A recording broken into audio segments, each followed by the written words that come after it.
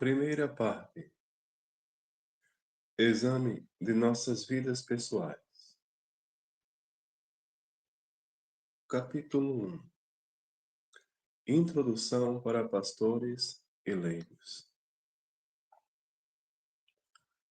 Permitam-me contar-lhes os antecedentes desta obra. O Senhor despertou os seus servos deste condado e de algumas regiões vizinhas para o senso de dever quanto ao ensino da fé, depois de se terem proposto consumar este objetivo com o catecismo, isto é, com cerrado interrogatório acerca dos princípios da religião e com instrução particular de todos nos respectivos campos de trabalho pastoral, fizeram um acordo. O acordo era que cada um iria, no futuro, catequizar os membros da sua igreja com um profundo sentimento de humildade diante de Deus e com atitude de arrependimento por ter negligenciado essa prática por tanto tempo. Estes servos de Deus se reuniram em Worcester em 4 de dezembro de 1655 para orarem fervorosamente com estas três súplicas: o perdão por sua negligência anterior, a ajuda especial de Deus na obra que agora se comprometiam a empreender e o sucesso do ensino renovado dos membros das suas igrejas. Foi para essa ocasião solene que preparei esta obra, visto que não pude comparecer pessoalmente por motivo de enfermidade. Para o pastor, talvez vocês questionem o fato de eu falar tão francamente contra os pecados dos que se acham no ministério. Alguns dizem que eu não devia publicar isto diante de todo o mundo. Confesso que há certa validade nessa objeção. Contudo, agi assim, porque se devíamos ser humildes, precisávamos fazer clara confissão dos nossos pecados. Devíamos confessar também os nossos pecados pessoais e, deste modo, trazer vergonha sobre nós mesmos.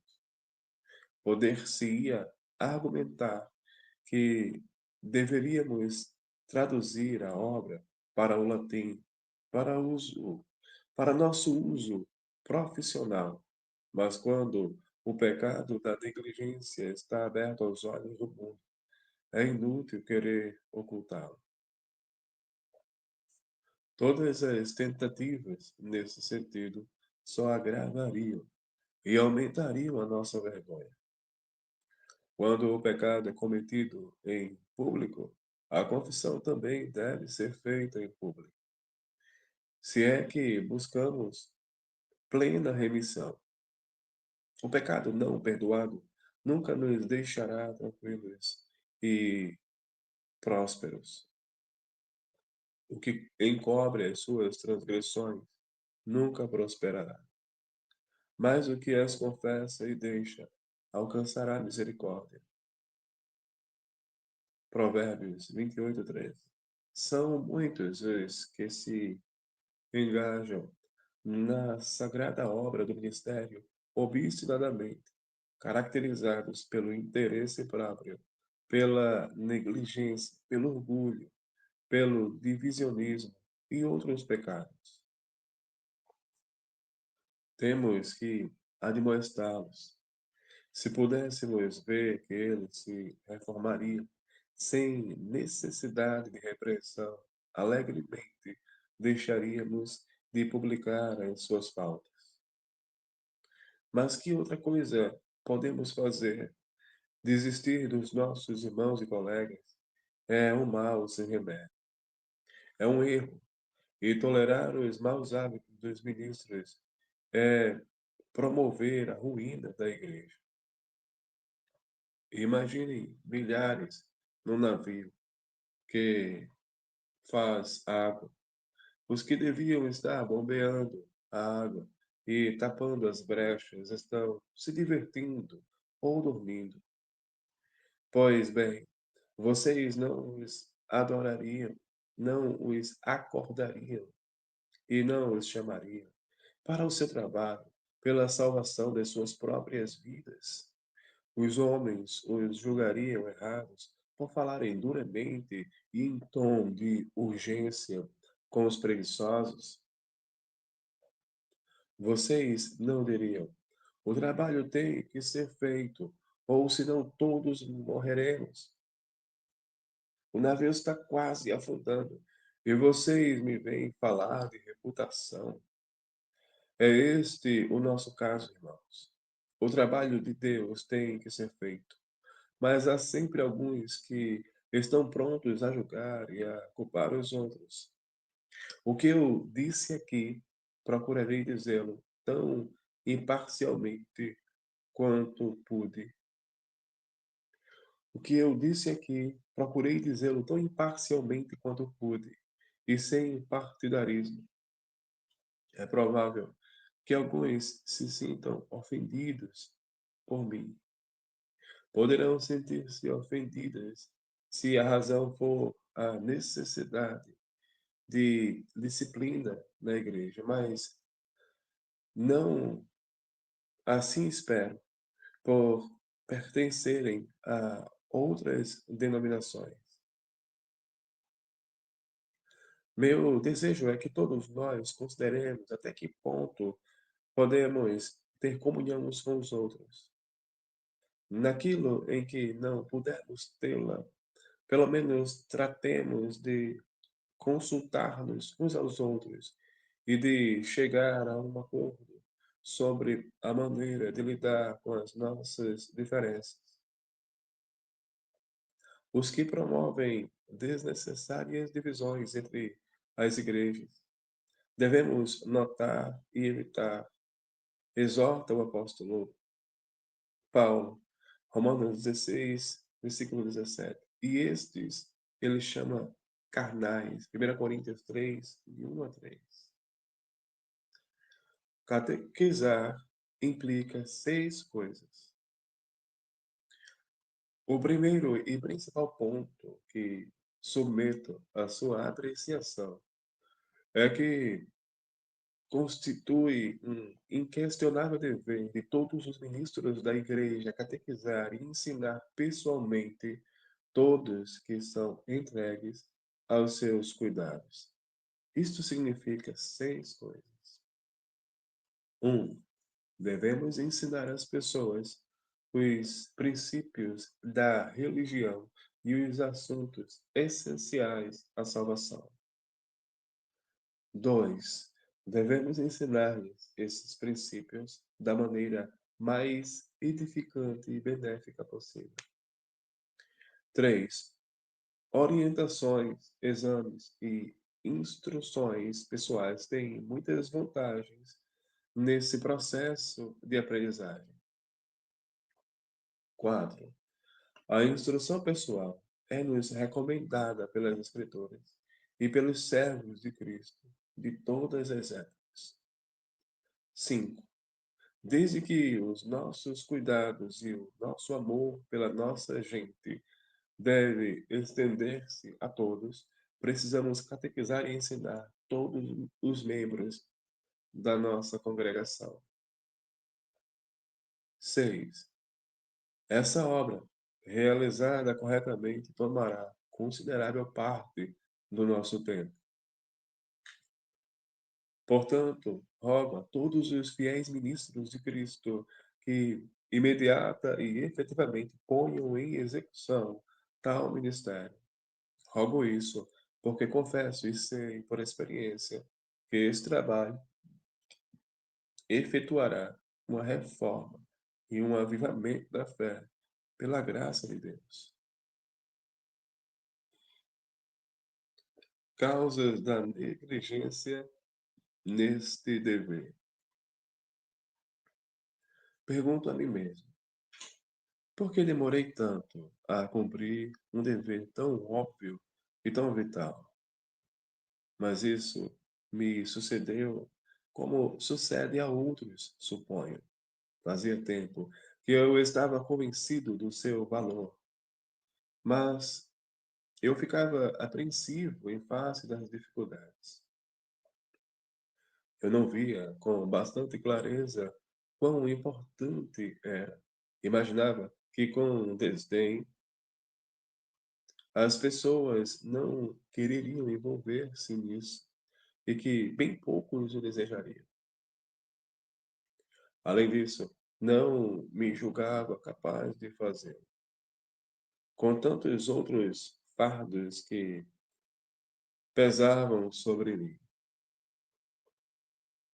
Assim, procrastinei durante muito tempo, pelo que agora peço o perdão de Deus. Quando tentei ministrar catequese e ensino aos que estavam sob os meus cuidados, vi que as dificuldades em que eu pensava quase não existiam, a não ser as minhas doentias condições de saúde. Ao contrário, vi que os benefícios e o fortalecimento propiciados por essa obra eram tais que, doravante, eu não deixaria de fazê-lo, nem por todas as riquezas do mundo.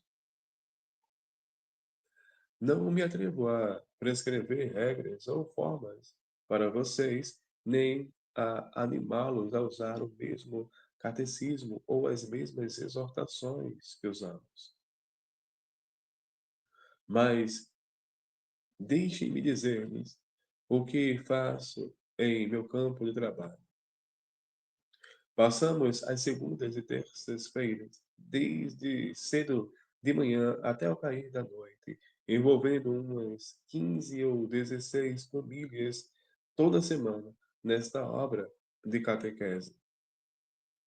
Com 2 assistentes, percorremos completamente a congregação, que tem cerca de 800 famílias, e ensinamos cada família durante o ano. Nenhuma só família se negou a visitar-me a meu pedido.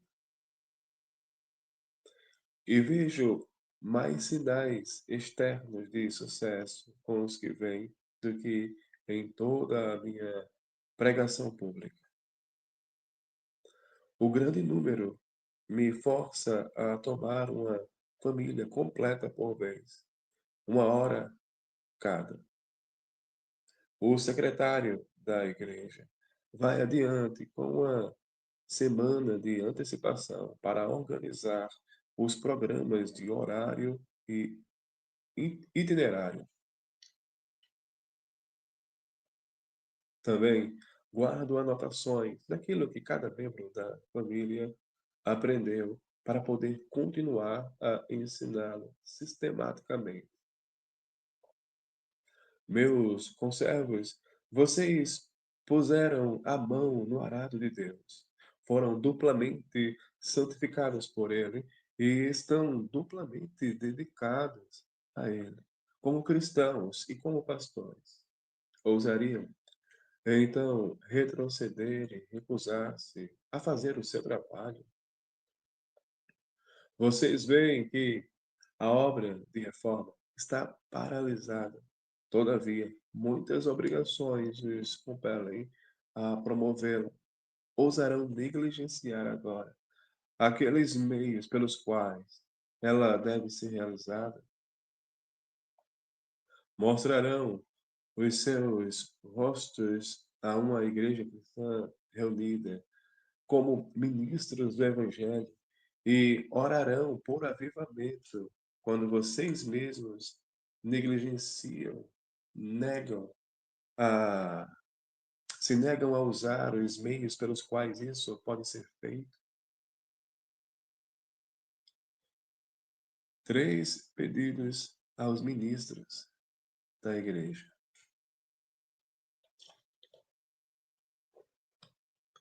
Rogo-lhes encarecidamente, em nome de Deus, e por amor às almas dos seus rebanhos, que não exerçam o seu ministério descuidada e superficialmente. Façam-no vigorosamente e com todas as suas forças, seja a sua grandiosa e séria atividade em ensinar os fundamentos da fé a todos os membros das suas igrejas, por meio destas instruções ministradas particularmente.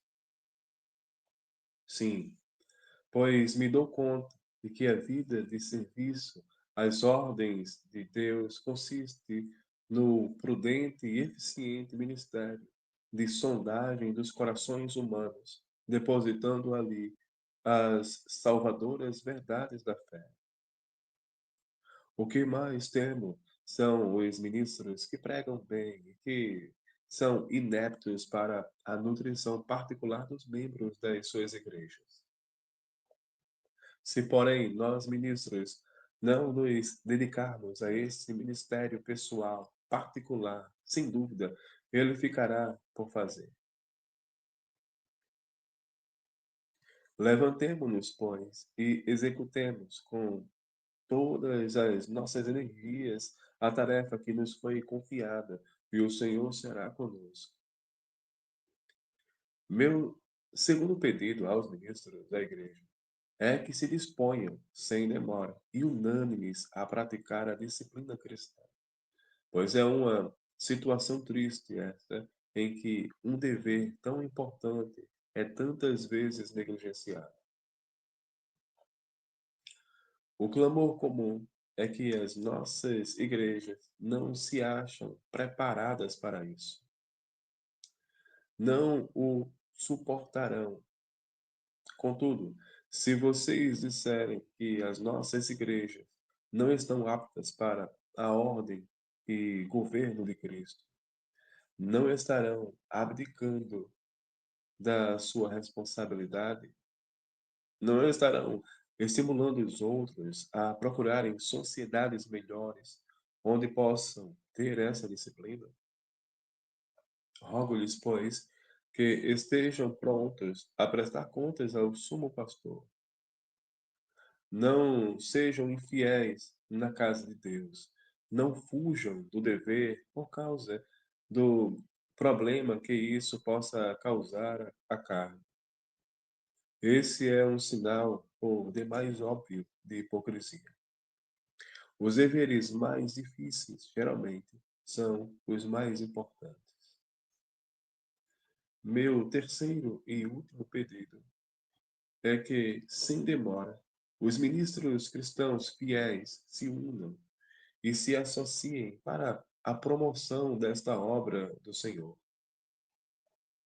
Com isso, eles manteriam a unidade e a concórdia entre as diversas igrejas.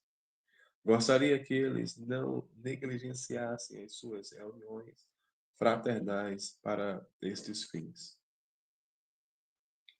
Que ninguém frustre a concordância nos pontos substanciais da fé e da piedade, se é que de fato são cristãos, que se disponham a manter comunhão uns com os outros, quanto lhe seja possível. Procurem descobrir como trabalhar juntos, apesar das suas diferenças, de modo que não causem o mínimo dano às verdades comuns e à causa cristã que eles professam sustentar e preservar.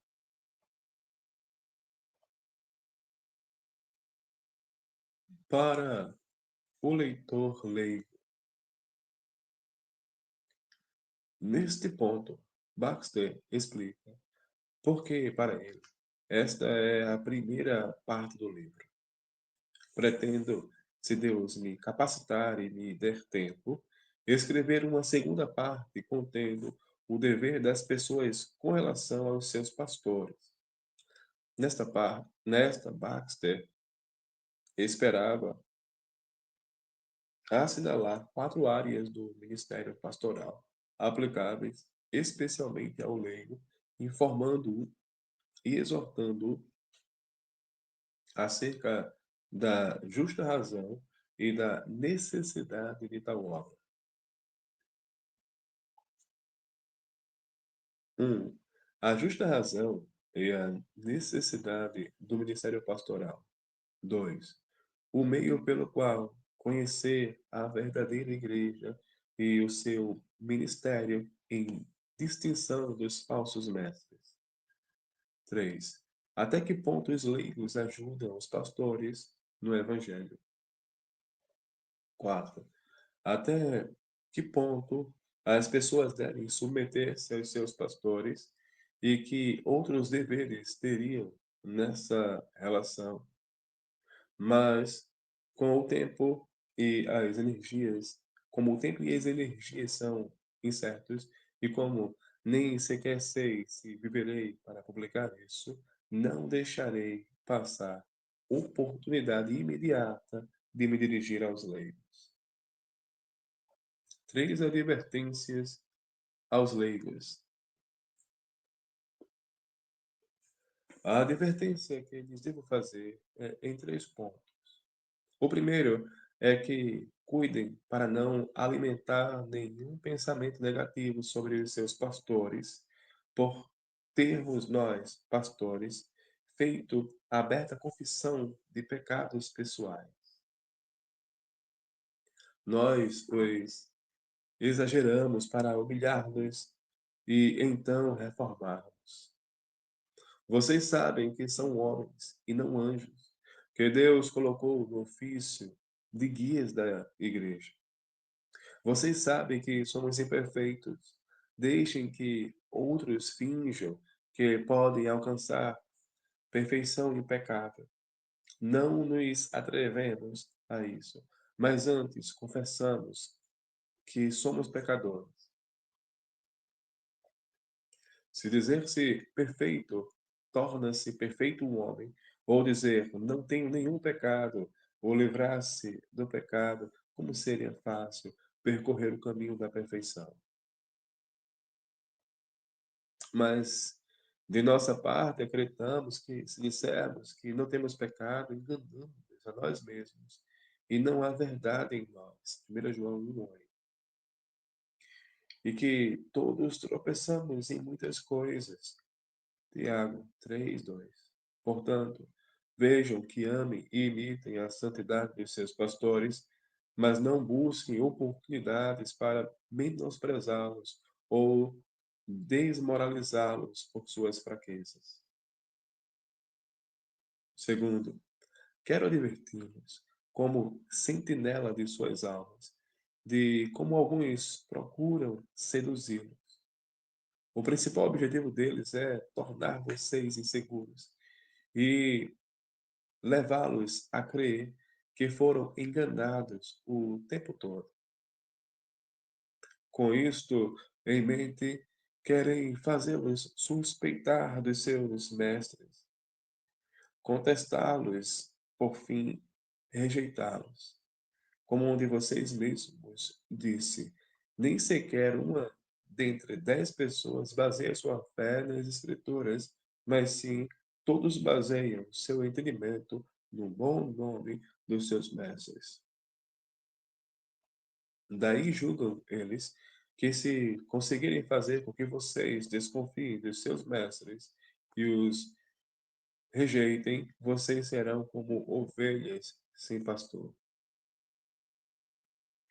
Finalmente, o propósito seguinte deles é enfraquecer a autoridade e a suficiência das Escrituras.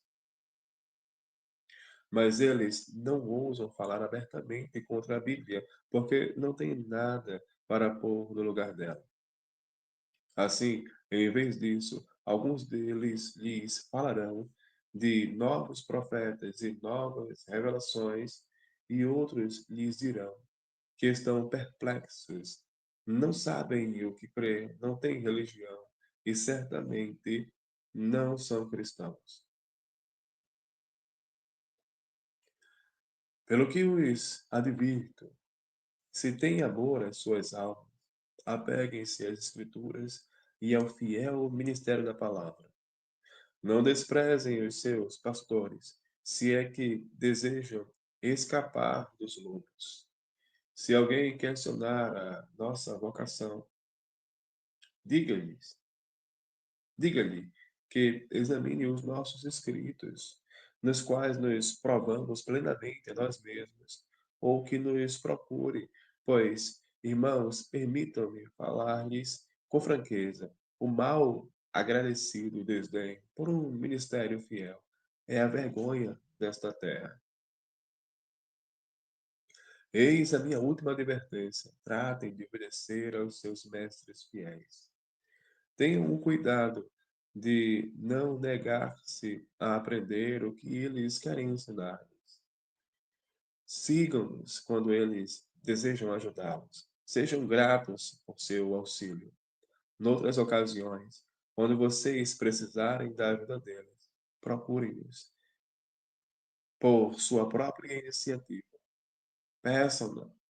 O propósito deles é servir de guia para vocês nas veredas da vida. Não sejam orgulhosos a ponto de pensar que vocês são os seus próprios diretores espirituais. Se vocês continuam lendo este livro, lembrem-se do dever que vocês acham pertencer aos ministros e que também pertence a vocês. Pois não pode ser nosso dever ministrar doutrina e aconselhamento se não for o seu dever ouvir, aprender e buscar conselho. Como William Gurnall nos exorta em seu livro sobre o cristão com armadura completa, saiam em busca dos seus mestres e não esperem que eles venham atrás de vocês. Pois eu confesso que não é pequena tristeza para alguns de nós que temos que lidar com multidões, não termos tempo nem forças para falar com todas e cada uma das pessoas de nossas igrejas e atendê-las conforme as exigências das suas necessidades. Mas tratemos de zelar por isso, de modo que, embora não fazendo da melhor maneira o que gostaríamos de fazer, não sejamos faltosos naquilo que temos capacidade para fazer.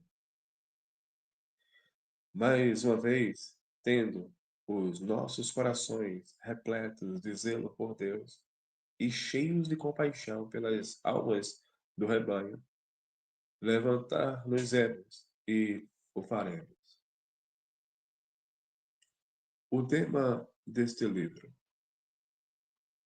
a incumbência pública para todos.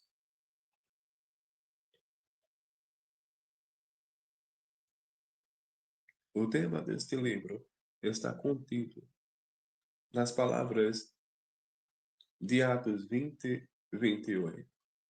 Olhai por vós e por todo o rebanho sobre que o Espírito Santo vos constituiu bispos para apacentardes a igreja de Deus, que ele resgatou com seu próprio sangue. Conquanto alguns julguem que a exortação dirigida por Paulo a esses presbíteros prova que ele exercia autoridade sobre eles, realmente nos ensinamos uns aos outros como irmãos. Passagens como Colossenses 3:16 e Hebreus 3:13 lembram-nos o dever de exortar-nos uns aos outros diariamente. É o que fazemos, pois quer sejamos mestres, quer não, e desde que o façamos sem nenhum sentimento de supremacia em poder ou em grau, temos os mesmos pecados para eliminar e as mesmas graças pelas quais revigorar. Tivessem os bispos e mestres da igreja aprendido cabalmente essa curta exortação, como ficaríamos contentes pela igreja e por eles. A admoestação de Paulo contém dois deveres e descreve quatro motivos para o seu cumprimento.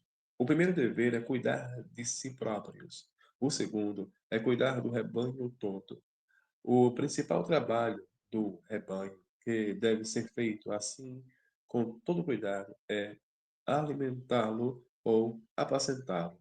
Os motivos estreitamente relacionados uns com os outros são estes. 1. É seu ofício, o qual consiste em superintender o rebanho. 2.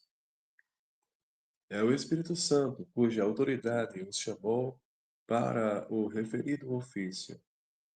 3. É a Igreja de Deus, cuja dignidade é o objetivo de devoção deles. 4. É o compassivo olhar de Cristo, que os comprou com seu sangue. Na qualidade de presbíteros, o Espírito Santo qualificou os que são mencionados em Atos 20 e 28, revestindo-os de dons que os tornaram aptos a agir como tais. O Espírito Santo foi quem também dirigiu as mentes dos que ordenaram os líderes dessa obra naquela igreja particular, a saber, a de Éfeso. Vê-se, então, que se o rebanho deve ser cuidado, nenhuma igreja deve ser numericamente maior que a capacidade de supervisão pessoal dos pastores para que estes possam olhar por todo o rebanho. Portanto, sejam os líderes homens capazes e fiéis, os quais farão da palavra de Deus a sua regra. Oxalá os candidatos a líderes da igreja tão somente se contentassem com a suficiente palavra de Deus e não lhe impusessem novos cânones e novas autoridades. Então, eu não desobedeceria ao líder que agisse assim. 6 partes desta obra. Dissertando mais amplamente sobre esse texto, terei em vista as seguintes tarefas que fazem parte desta obra. Primeira, examinarei o caráter do pastor. Segunda, desejo considerar o que é olhar por nós mesmos e como devemos fazê-lo. Terceira, demonstrarei por que devemos olhar por nós mesmos. Quarta, proponho-me a inquirir o que é olhar por todo o rebanho de Deus e como devemos fazê-lo. Quinta, esboçarei alguns motivos pelos quais devemos olhar por todo o rebanho de Deus. Finalmente, planejo discutir algumas diretrizes práticas para a direção da obra pastoral, bem como algumas dificuldades dessa obra.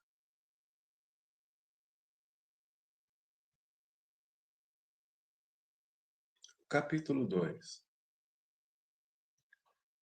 O caráter do pastor e nosso intercâmbio com outros pastores.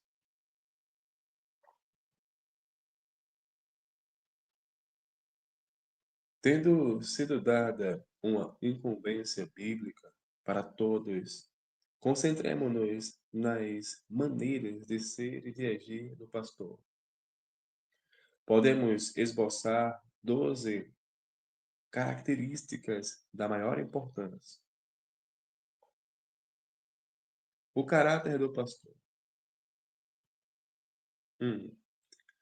Pureza dos motivos. A obra ministerial deve ser realizada exclusivamente para Deus e pela salvação do seu povo. Jamais poderá ser realizada visando a algum lucro particular nosso. Um motivo errado que visa um objetivo errado pode muito bem arruinar todo o ministério, por melhor que seja em si mesmo. Sim, pois neste caso estará servindo a nós mesmos e não a Deus. Sem abnegação, nem por uma hora, ele poderá servir a Deus. Sem abnegação, nem por uma hora, ele poderá servir a Deus. A abnegação é essencial. O interesse próprio é uma escolha infeliz e contraproducente. Assim, a abnegação, a autonegação é absolutamente necessária a todo cristão, mas é duplamente necessária ao ministro do Evangelho, porque é seu dever ter redobrada santificação e dedicação a Deus. Sem abnegação, nem por uma hora ele poderá servir a Deus.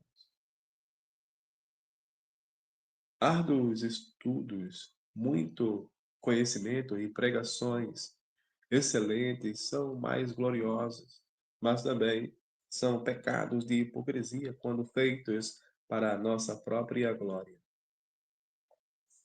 A assertiva de Bernardo de Claraval é de conhecimento geral. Há os que adquirem conhecimento pelo valor do conhecimento, isto é vaidade de baixo nível, mas há os que desejam tê-los para edificar outros, e isso é amor.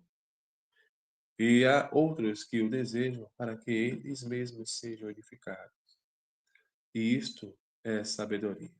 Cantares de Salomão, 26. 2. Diligência e trabalho duro.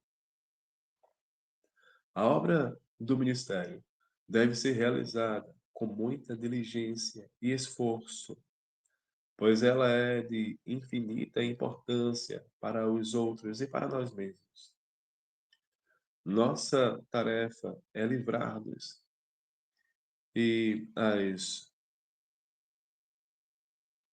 as outras da tentação, dominar o diabo, destruir o seu reino e edificar o reino de Deus. É nosso dever ajudar outros a alcançar a glória eterna. São trabalhos imensos que temos que realizar. Daí, como fazê-los com mãos e mentes descuidadas? Vejamos, então, que sejam feitos com toda diligência. Estudemos extremamente, pois o poço de conhecimentos espirituais é fundo e nossos cérebros são rasos. Ponham em prática o que pregam. Empenhem, empenhem-se especialmente em pôr em prática e exercitar o seu conhecimento. Que as palavras de Paulo retinem continuamente em seus ouvidos, pois me é imposta essa obrigação. E ai de mim, se não anunciar o Evangelho. 1 Coríntios 9,16. Considerem, então, o que está em suas mãos, pois se eu não me mover ativamente, Satanás poderá prevalecer, caso em que o Evangelho perecerá para sempre, e o sangue do meu próximo será requerido de mim. Como diz o já citado Bernardo de Claraval, os que não se envolvem na obra dos homens seguramente se envolverão na dos demônios.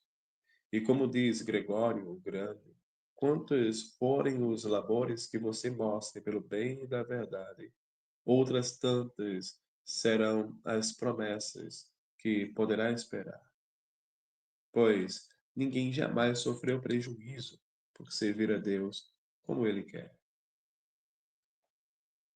3. Prudência e eficiência. Esta obra também deve ser realizada com prudência, com ordem e de maneira sistemática. Deve-se dar leite antes de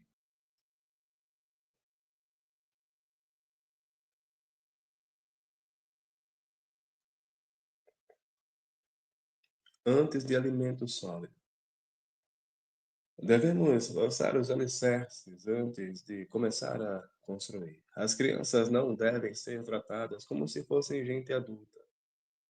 As pessoas devem ser introduzidas num estado de graça antes de se esperar que pratiquem as obras da graça, as obras da conversão, do arrependimento, das obras mortas e da fé em Cristo devem ser ensinadas primeiro, com frequência e de maneira completa.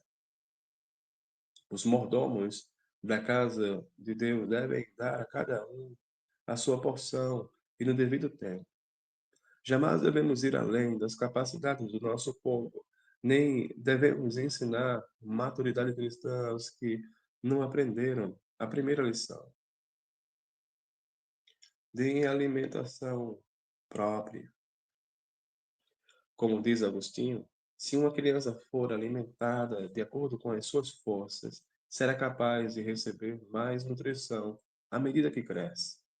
Mas se excedermos ao que um bebe pode receber suas forças, mas se excedermos ao que um bebê pode receber, suas forças decrescerão em vez de aumentar.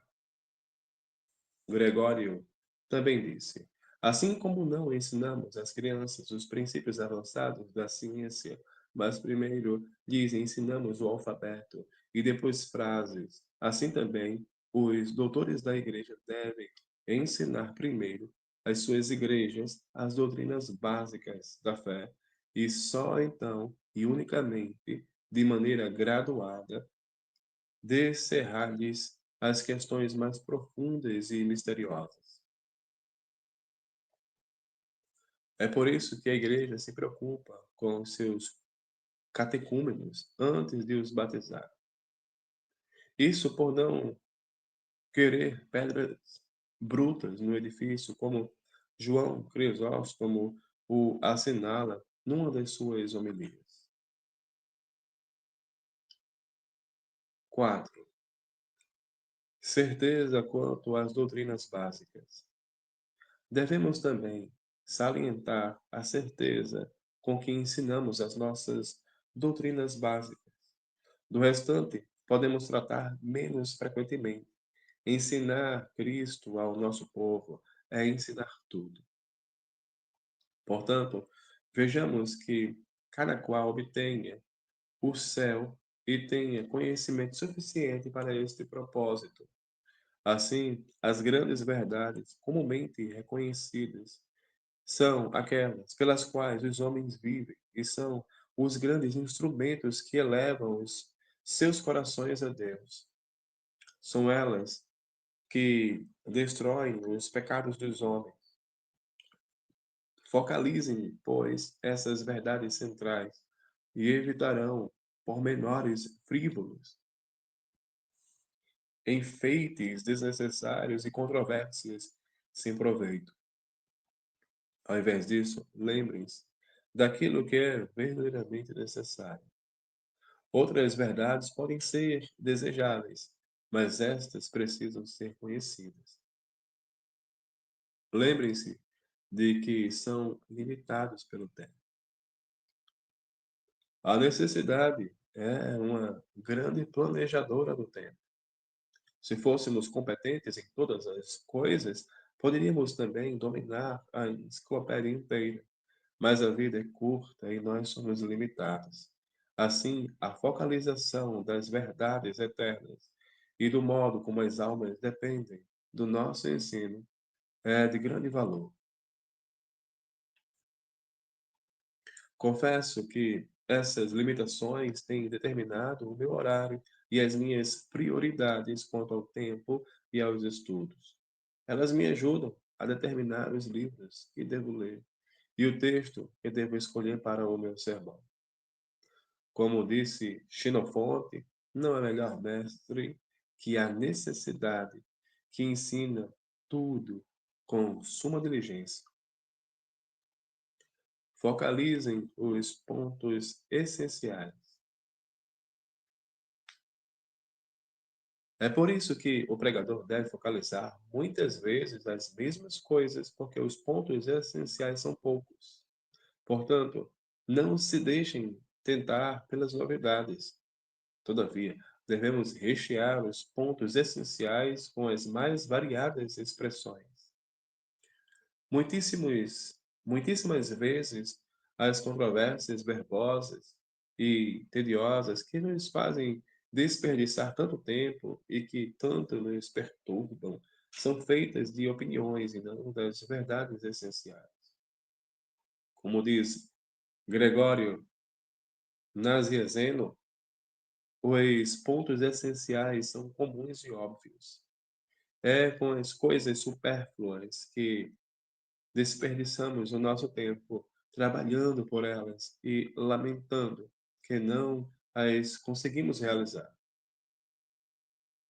Portanto, os ministros devem estar vigilantes para, pelo bem do seu rebanho, saber quais são as prioridades.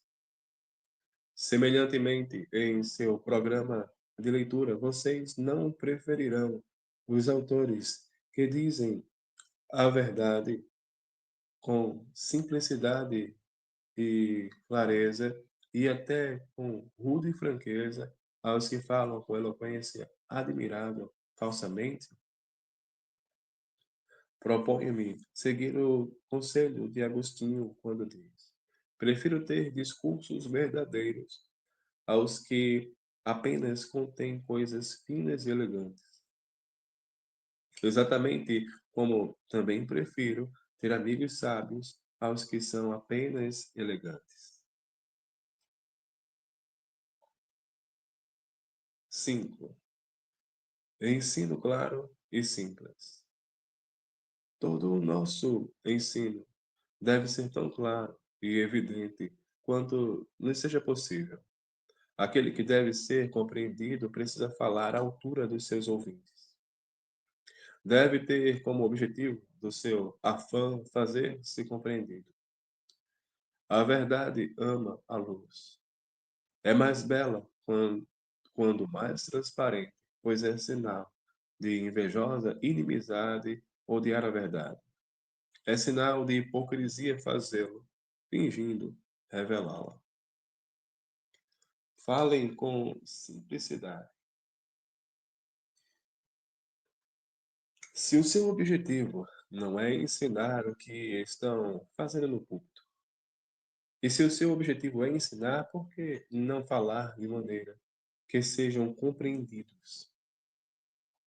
Não há melhor meio de fazer boa causa prevalecer do que fazê-la tão claramente, bem como universalmente e também completamente compreendida quanto possível.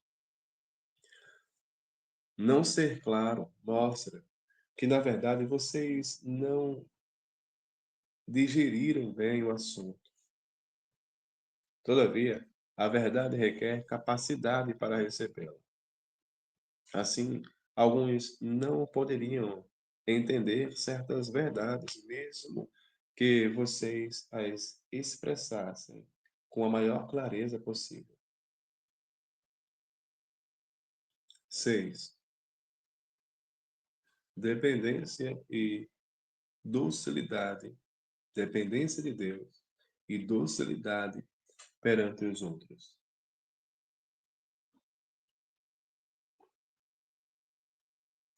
Toda a nossa obra deve ser levada adiante com humilde senso da nossa incapacidade. Precisamos estar numa piedosa e confiante dependência de Deus em todas as coisas. Devemos recorrer a Ele em busca de luz, vida e poder, pois é Ele quem nos envia a trabalhar. Quando sentimos fraca a nossa fé, devemos, quando sentimos fraca a nossa fé e vemos que os nossos corações vão ficando melancólicos e desajustados face à tão grandiosa obra que nos compete realizar, temos que recorrer ao Senhor que nos envia. Coloquem-se em profunda dependência do Senhor. É então que perguntamos: Senhor, enviarás alguém com o coração descrente como o meu a persuadir outros a crer? Deverei pelejar diária e zelosamente com os pecadores acerca da vida e da morte eterna, sendo que eu mesmo não tenho verdadeira fé e sinceros sentimentos quanto a estas importantes questões. Vendo-me, Senhor, como estou nu e despreparado para essa obra, prepara-me com os recursos necessários para tal tarefa. Agostinho fez esta observação: o pregador deve esforçar-se para ser ouvido com entendimento, com boa vontade e com obediência. Não tenha ele dúvidas de que fará isto, mas com fervorosas orações, do que com todo o vigor da sua oratória. Orando por si e por seus ouvintes, ele se disporá a ser um suplicante antes de ser um mestre. Portanto, ao chegar e ao sair, trate de elevar sua voz a Deus e faça a sua alma subir em fervorosa aspiração. A oração é vital. Como a nossa pregação, a oração também é força motora na realização da nossa obra, pois quem não ora por seu rebanho não lhe pregará poderosamente. Se não persuadirmos Deus a dar-lhes fé e arrependimento, não teremos probabilidade de os persuadir a crer e arrepender-se. Desta forma, Paulo nos dá muitas vezes o seu próprio exemplo, como alguém que ora dia e noite por seus ouvintes. Quando os nossos corações não estão em ordem, os deles também não estarão. Se não o persuadirmos Deus a ajudar os outros, nosso trabalho será vão. 7. Humildade. Detestem o seu próprio orgulho. Nossa obra deve ser conduzida também com grande humildade. Nós mesmos devemos conduzir-nos com modéstia diante de todos. Quando ensinamos, devemos estar abertos também para aprender de qualquer um que nos possa ensinar. Deste modo, ensinamos e aprendemos ao mesmo tempo. Não nos vangloriemos orgulhosamente das nossas pretensões de saber, desprezando os que nos contradizem. Não hajamos como se já tivéssemos chegado ao topo e os outros tivessem que sentar-se aos nossos pés. Detestem seu próprio.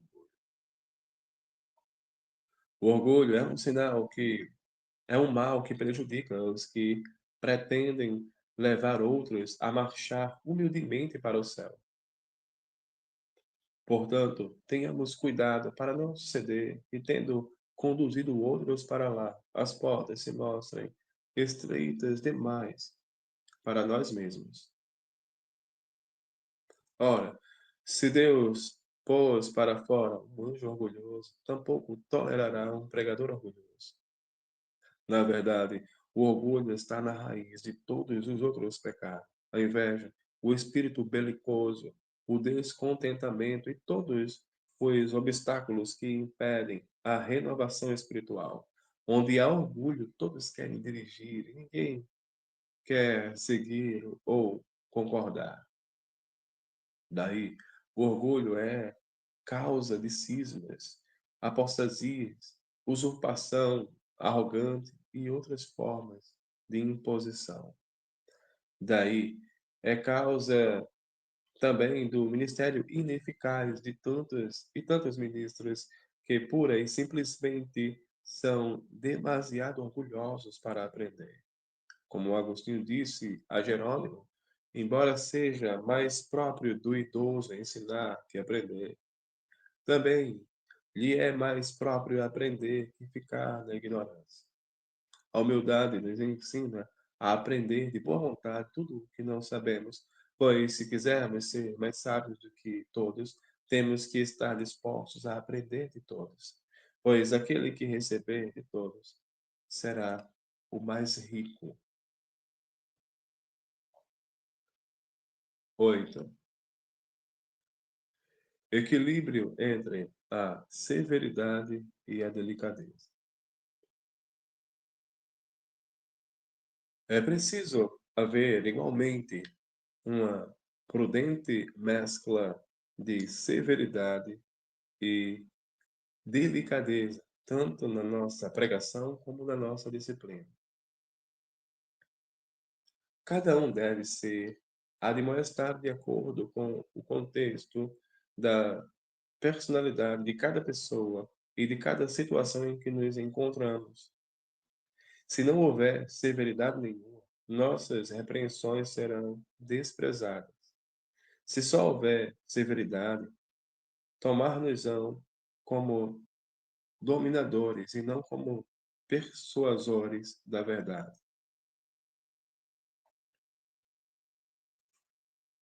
9. Espírito zeloso e afetuoso.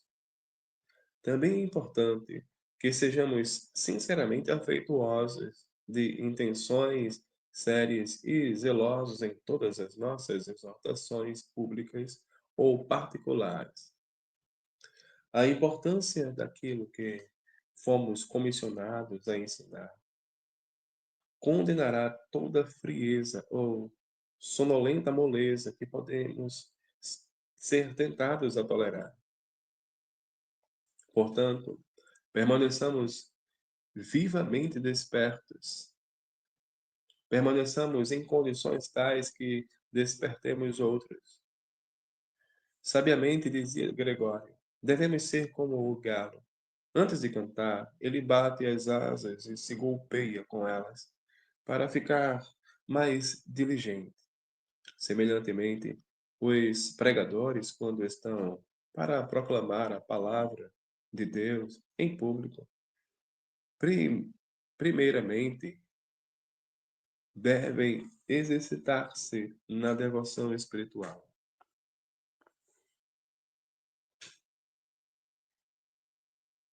Tratemos, pois, com muita feição os nossos ouvintes. Agucemos as nossas palavras para penetrarmos até mesmo os seus corações de pedra, pois falar com frieza e superficialidade das coisas celestiais é muito pior que não dizer nada a ninguém. 10. Reverência.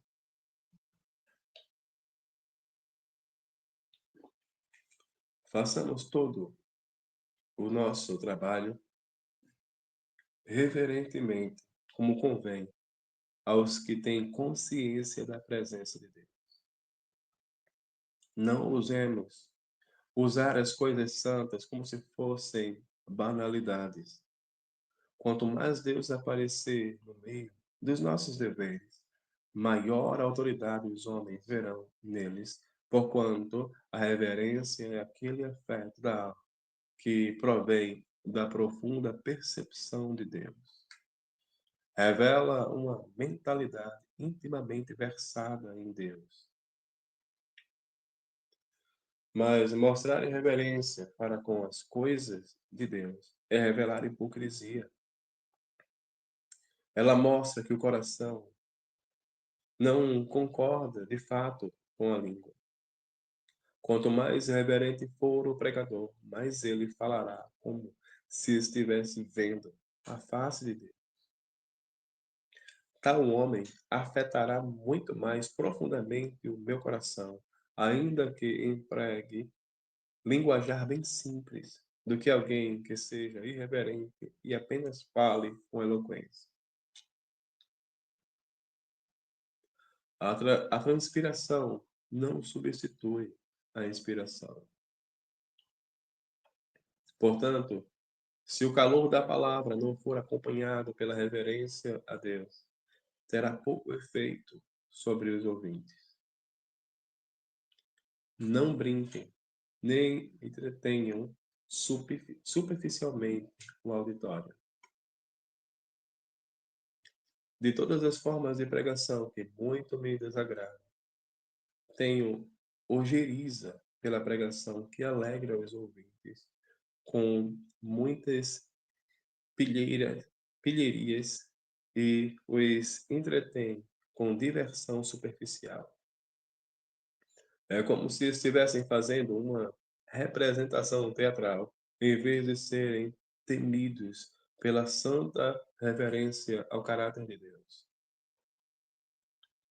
Escrevendo a Nepociano, disse Jerônimo: quando ele estiver pregando na igreja, não comova excitadamente o povo com um grito, mas faça com que ele cresça aos poucos, porque as lágrimas dos seus ouvintes tenderão para um verdadeiro louvor. Devemos ver, pois, a realidade do trono de Deus, com suas miríades de anjos em serviço ali. Isto nos manterá em constante temor da sua majestade. Quando nos achegamos a Ele no cumprimento dos nossos santos deveres, é como devemos agir. Do contrário, profanaremos o seu nome e tomaremos o seu nome em vão. Deem tom espiritual. Assim, pois, toda a nossa obra deve ser realizada espiritualmente. Devemos realizá-la como homens que se acham diante do Espírito Santo e que provaram as coisas do Espírito de Deus. Em alguns homens há um tom espiritual que os ouvintes piedosos podem discernir e fruir, ao passo que a outros falta esse toque secreto, de modo que, mesmo quando estão falando de coisas espirituais, comportam-se como se estivessem tratando de assuntos triviais. Cuidemos, pois, que tudo o que falemos seja espiritual, como proveniente das Escrituras Sagradas, ao passo que aquilo que citamos dos chamados pais da Igreja é simplesmente secundário e deve ser citado cautelosamente. Não desprezem os iletrados. A autoridade de escritores como Aristóteles é até de valor, visto que a sabedoria do mundo não deve ser engrandecida em contraste com a sabedoria de Deus. A filosofia deve ser ensinada a inclinar-se diante da fé e a servi-la, enquanto que a fé tem a principal influência sobre as nossas vidas. Os grandes estudiosos da escola de Aristóteles devem ter muito cuidado para não glorificar demasiadamente o seu mestre. Ao mesmo tempo, não desprezem eles os que estão abaixo da sua conquista intelectual. Não desprezem os que lhes são inferiores em sua capacidade intelectual. Sim, pois enquanto que os intelectualmente dotados podem ser grandes aos olhos dos homens, podem ser os menores no reino de Deus. Um homem mais sábio que qualquer deles declarou que não se gloriava senão em Cristo crucificado. Como disse Gregório, Deus chamou primeiro os indoutos e depois os filósofos. Ele não ensinou os pecadores por meio dos mestres da oratória, mas ensinou os mestres da oratória por meio dos pecadores. As pessoas mais instruídas devem ponderar sobre isso. Focalizem a palavra de Deus. Todos os homens têm o seu mérito, mas nenhum se compara com a palavra de Deus. Não recusemos os seus serviços, mas abominemo-los como rivais da palavra. É sinal de fraqueza de alma perder o gosto pela excelência das Escrituras. Há uma natureza comum no coração espiritualmente devotado à palavra de Deus, porque esta é a semente que frutifica vida nova. A palavra é o selo que imprime tudo que é santo nos corações dos crentes verdadeiros, pois ela deixa estampada neles a imagem de Deus. Portanto, eles devem assemelhar-se à palavra e dedicar-lhe alta estima enquanto viverem. Agostinho fala de certo seguidor de Platão que dizia que a parte inicial do Evangelho segundo João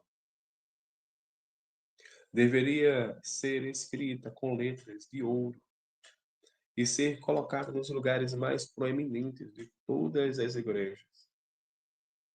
Se um simples pagão pôde dar tanto valor a um trecho que se ajustava ao seu platonismo, quanto mais devemos nós valorizar a Bíblia toda como vital, que é para todo o nosso caráter e interesse cristão. Deus é o melhor mestre da sua natureza e da sua vontade. 11. Amorosa preocupação pelo rebanho.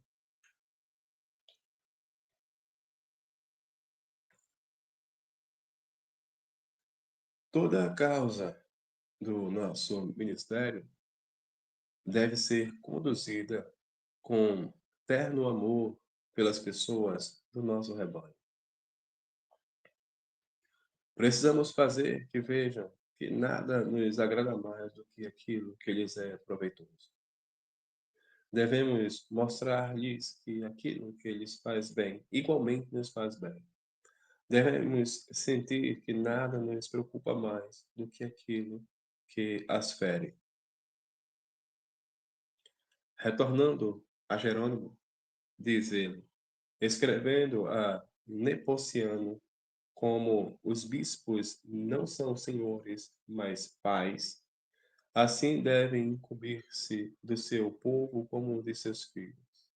Sim, nem mesmo o mais terno amor da sua mãe por seu filho deve sobrepujar o deles. Como afirma Paulo, devemos até sentir as dores de parto, até que Cristo seja formado neles. Gálatas 4:19. Nossos filhos na fé devem ver que nós não nos preocupamos com as coisas externas, nem dinheiro, nem crédito econômico, nem liberdade, nem a própria vida, em comparação com a preocupação que temos com a salvação deles. Em vez disso, à semelhança de Moisés, devemos estar dispostos a ter o nosso nome riscado no livro da vida, por amor deles, antes que deixá-los perecer e não se acharem no livro da vida do Cordeiro.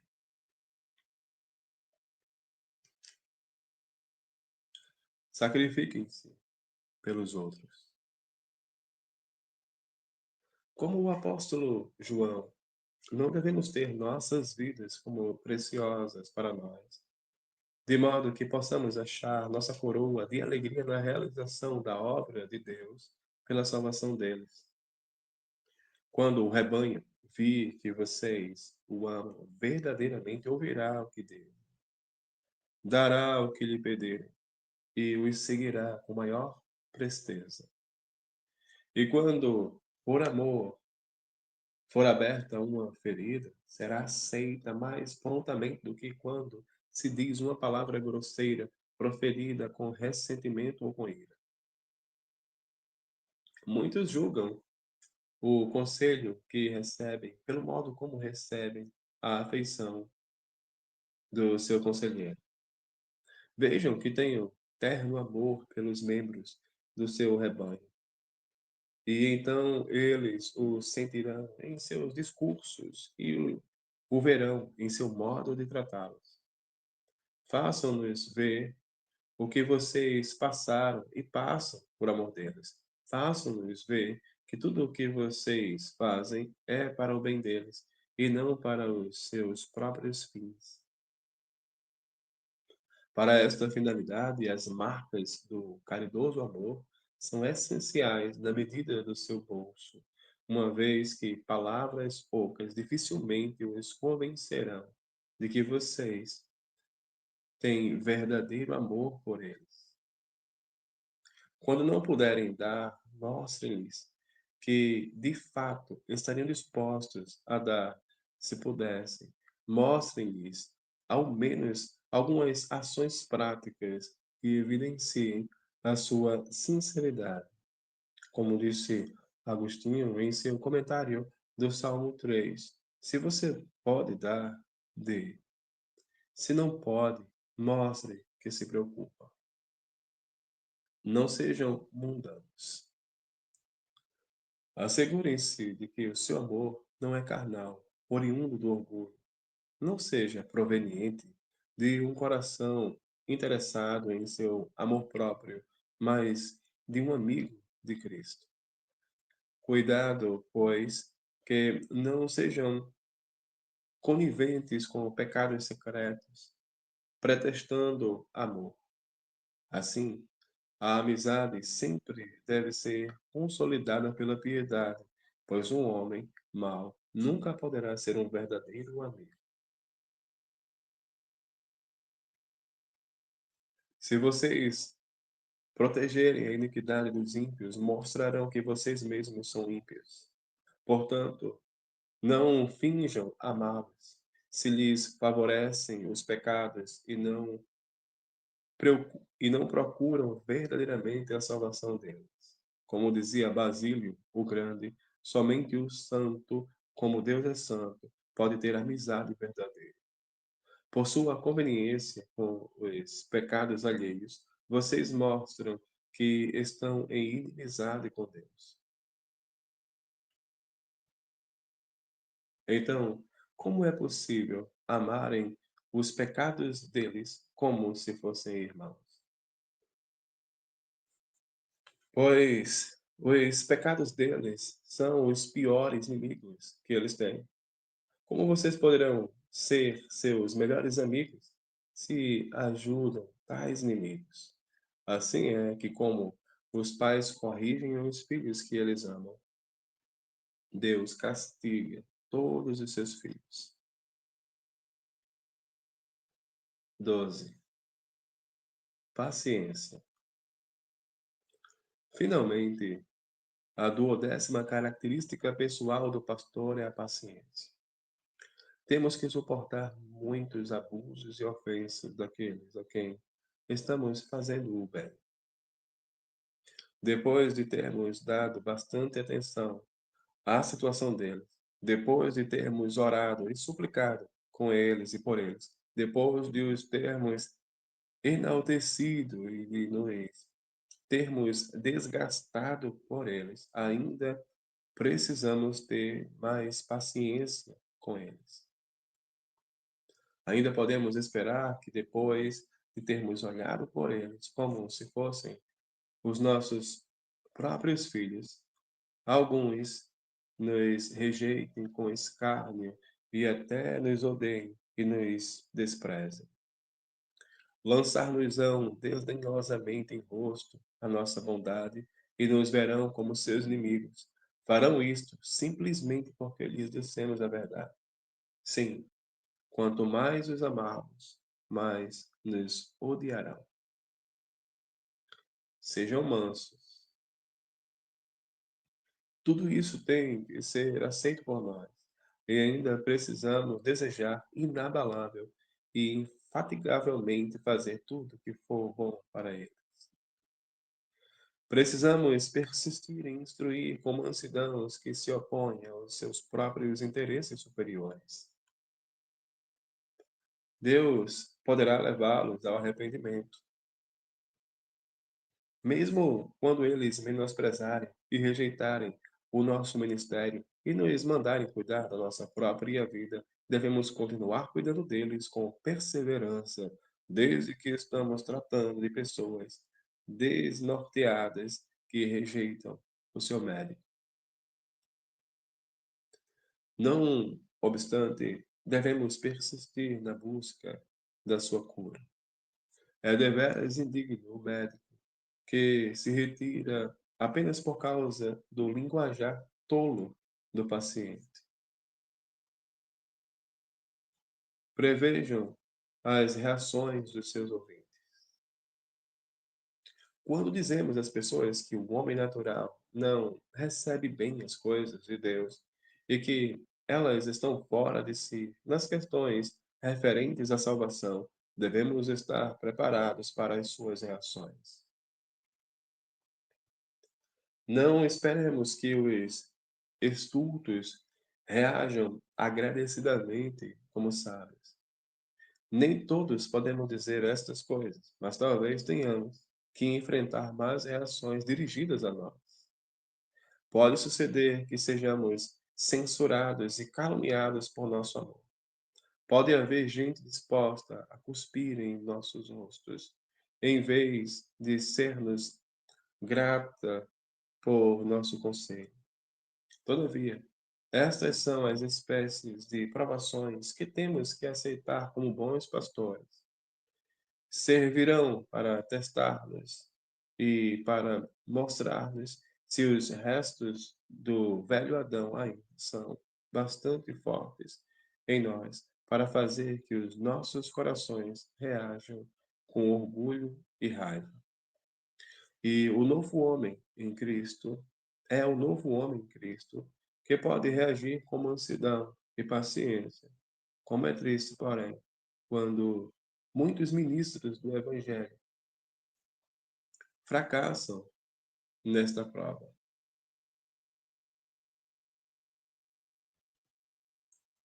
A necessidade de unidade e companheirismo entre pastores. As 12 qualidades consideradas acima são exigidas dos pastores como indivíduos, mas é também necessário que sejamos unidos como companheiros na realização da obra do Senhor. Precisamos procurar as virtudes sociais da unidade e da paz das igrejas que estão sob os nossos cuidados. Precisamos preocupar-nos com o sucesso de toda a obra de Deus. Precisamos fortalecer a causa comum a qual servimos, bem como interessar-nos pelo bem-estar de cada membro do nosso rebanho. Isto é, precisamos ter visão mais larga para a ampliação do reino de Cristo. Portanto, como ministros, precisamos sofrer com as feridas da igreja. Em vez de liderarmos cisões, devemos liderar as iniciativas que impeçam divisões e que favoreçam a cura. Dia e noite devemos devotar-nos à busca de meios pelos quais fechar as brechas que possam abrir-se. Devemos não somente falar sobre a unidade da igreja, mas realmente procurá-la e prestar serviço em seu favor. Não só devemos procurar a paz, mas ir atrás dela quando foge de nós. Sejam pacificadores. Precisamos apegar-nos à antiga simplicidade da fé cristã original. e construir os nossos alicerces sobre a sua unidade original. Devemos detestar a arrogância dos que hostilizam e dividem a Igreja de Deus sob o pretexto de corrigir erros e defender a verdade. É evidente que se deve defender a suficiência das Escrituras, mas não permitamos que acrescentem coisas, que acrescentem coisa alguma a elas. Sejam defensores dos pontos verdadeiramente fundamentais. Devemos procurar saber com clareza a distinção entre certezas e incertezas, entre questões fundamentais e explicações que não passam de teorias especulativas. Então, poderemos distinguir claramente entre os fundamentos da fé e as questões que são apenas opiniões particulares. A paz da igreja depende daqueles e não destas. Precisamos, pois, de uma sólida exposição da teologia histórica para vermos os modos pelos quais a igreja tem pelejado para defender a verdade. Precisamos conhecer também os escritos dos chamados pais primitivos para beneficiar-nos dos seus ensinos e explicações mais claros. Mas nada disso constitui a regra básica da nossa fé ou do amor de Deus em nós. Distingam os pontos essenciais. Também devemos evitar a confusão dos que não fazem diferença entre lapsos verbais da língua e heresias fundamentais. Quão trágico é que alguns estralhaçam seus irmãos como hereges, sem nenhum esforço anterior para compreendê-los. Devemos aprender a entender os motivos básicos das controvérsias e então reduzi-las ao ponto no qual possamos distinguir as falsas diferenças das genuínas, ao invés de só vermos os preconceitos. Então, seremos capazes de refrear-nos, deixando de tornar as diferenças piores do que elas realmente são. Em vez de brigarmos com os nossos irmãos, cooperemos todos contra os nossos verdadeiros adversários comuns. Por isso, é importante que os ministros se unam para usufruir diversas formas de companheirismo, além de cultivar a correspondência. Reunamos-nos, pois, constantemente com vistas a este objetivo de unidade. Então, veremos que as diminutas diferenças de pontos de vista não interferem em nossa comunhão fraternal. Devemos realizar a obra do Senhor com a máxima unidade e harmonia possível. Era a prática dos sínodos entre os puritanos. Não devemos impor regras uns aos outros, nem fazer leis, mas evitar mal-entendidos e trocar impressões para edificação mútua. Manter o amor e a comunhão uns com os outros é o que a palavra de Deus nos manda fazer. Se tão somente os ministros do Evangelho tivessem sido homens de capaz e homens de paz e persuadores de um espírito e possuidores de um espírito católico e não faccioso, a Igreja de Cristo não estaria dividida como hoje está. Os conceitos de irmãos e dos calvinistas forâneos, como também as diferentes denominações em nosso país, não estariam conspirando para destruir-se mutuamente. Seu crescente azedume, uns para com os outros, só serve para fortalecer o inimigo comum, assim como impede a edificação e a prosperidade que a igreja deveria estar experimentando atualmente.